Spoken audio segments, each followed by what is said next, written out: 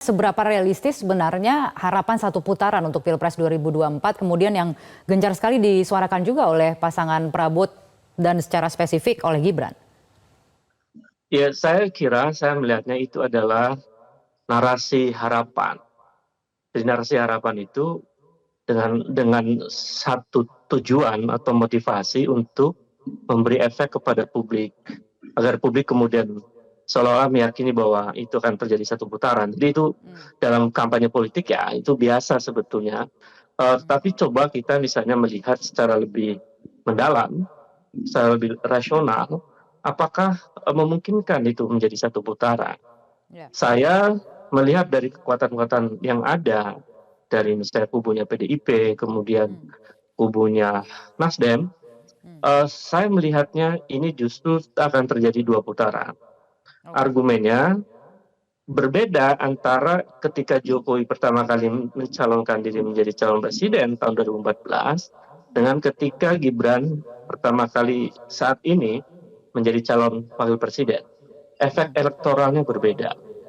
Mengapa? Karena Jokowi pada waktu itu sebagai antitesa dari rezim pada saat itu, kemudian Jokowi juga dinilai sebagai tokoh pada waktu itu ya, yang berbeda dengan rezim sebelumnya, yang kemudian dinarasikan oleh para pendukungnya sebagai kekuatan anti Orde Baru misalnya pada waktu itu.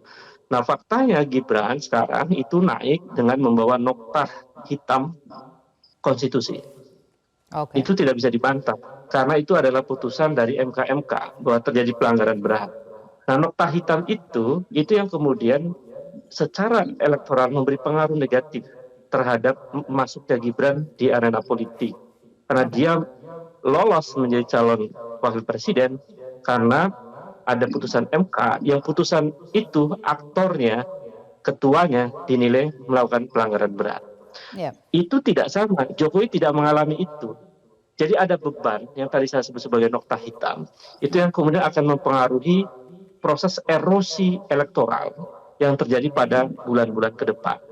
Faktanya sekarang misalnya, coba kita lihat hasil survei yang dilakukan oleh anggota perkumpulan survei opini publik Indonesia, itu ternyata elektabilitas calon lain justru menaik.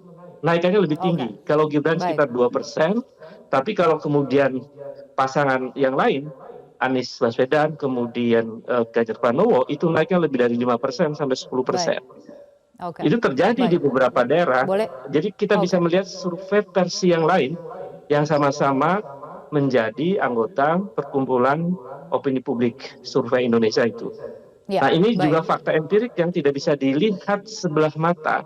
Karena itu saya meyakini dengan presentasi semacam itu, pemilu akan terjadi dua putaran. Oke, baik.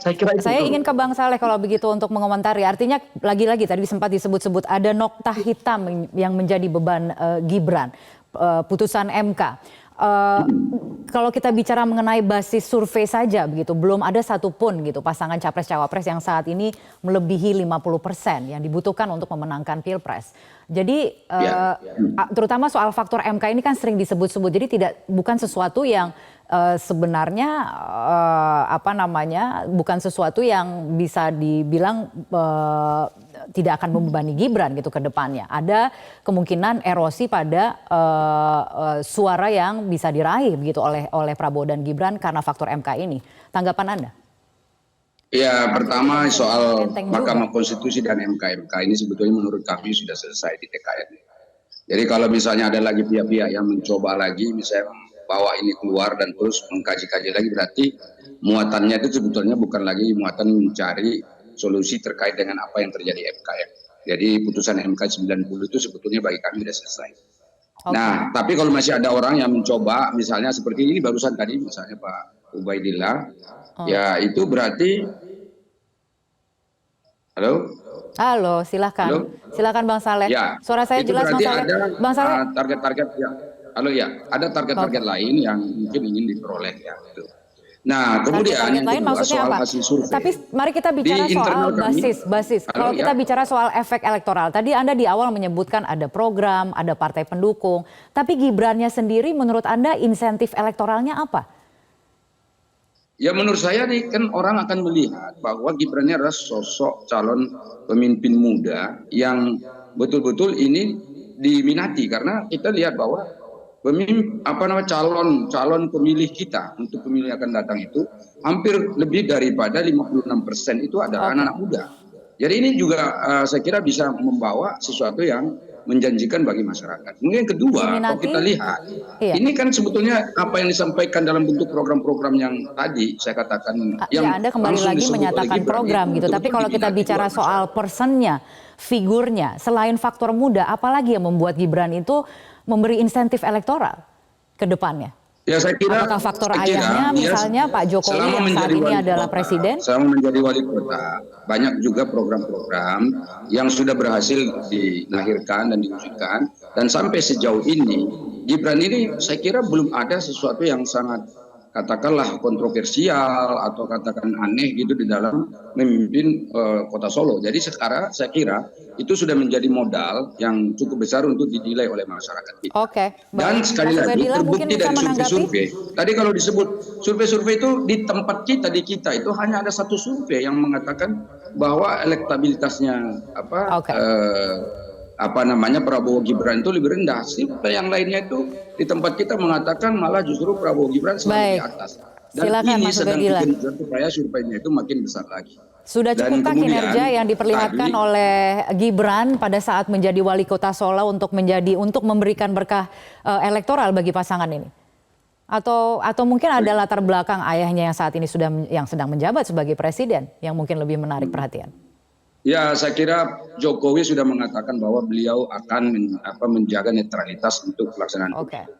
Dan saya kira itu sudah disampaikan, bahkan malah justru itu semua capres yang kemarin diundang ke istana itu adalah bagian daripada bagaimana Presiden Jokowi mengingatkan pada kita semua bahwa Pak Jokowi ini merangkul semua yang ada, semua pihak yang ada.